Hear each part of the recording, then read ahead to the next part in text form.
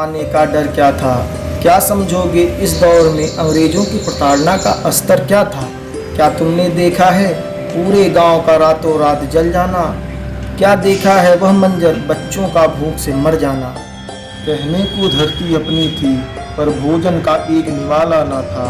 धूप तो उगती थी हर दिन पर हर घर में अंधियारा। 74वां स्वतंत्रता दिवस मनाने जा रहे हैं तो हमें याद आता है वो दिन जब हमारे स्वतंत्रता संग्राम सेनानियों ने बहुत ही कम संसाधनों में हमारे देश को आज़ाद कराने के लिए अपने हर तरह से कुर्बानियाँ दी।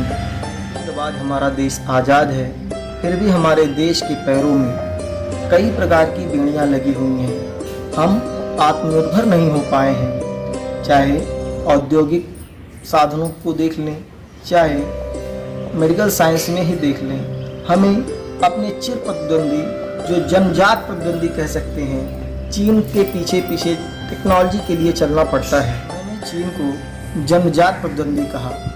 जन्मजात प्रतिद्वंदी से आशय यह है कि जब से भारत आज़ाद हुआ है चीन हमारी विकास पर, हमारे हर चीज़ पर नज़र गड़ाए पड़ा है और वह हमें हर पक्ष में रोकना चाहता है। भारत अब धीरे धीरे आत्मनिर्भर हो रहा है और वह चीन को हर मामले में पीछे ढकेल रहा है और हमें यही करना है, हमको आत्मनिर्भर बनना है। संसाधनों के विकास में यदि हम आत्मनिर्भर हो लेते हैं तो हमें किसी का मुंह देखने की आवश्यकता नहीं पड़ेगी, लेकिन यह इतना आसान भी नहीं है। इसके लिए नई पीढ़ी को आगे आना पड़ेगा और सिर्फ नौकरी पाने के लिए शिक्षा ग्रहण करना मूल उद्देश्य नहीं होना चाहिए। वे अपने आंतरिक शक्तियों का विकास के लिए शिक्षा ग्रहण करें और शिक्षा का सही उपयोग करें।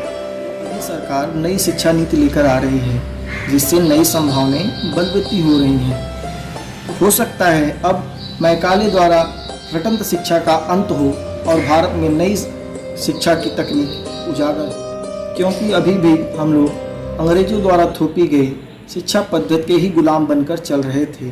अंग्रेजों द्वारा शिक्षा पद्धति थी कि भारतीयों के धर्म को, उनकी चीज़ों को इतना कम करके बताओ ताकि वे मानसिक रूप से हमेशा गुलाम बने रहें, क्योंकि मानसिक रूप से गुलाम व्यक्ति कभी आगे नहीं बढ़ सकता। शारीरिक रूप से गुलाम व्यक्ति कभी न कभी अपने आप को मुक्त करा ही लेगा, लेकिन मानसिक रूप से गुलाम व्यक्ति अपने आप को कभी भी मुक्त नहीं करा सकता है। आइए इस स्वतंत्रता दिवस पर एक प्रण लेते हैं कि हम अपने आप को इतना आत्मनिर्भर बना लेंगे कि किसी को हमारे ऊपर आंख उठाकर देखने की हिम्मत भी ना हो पाए। के साथ अपनी वाणी को विराम दे रहा हूँ। उस मुल्क की सरहद को कोई छू नहीं सकता जिस मुल्क की सरहद के निगहबान हैं आँखें। धन्यवाद।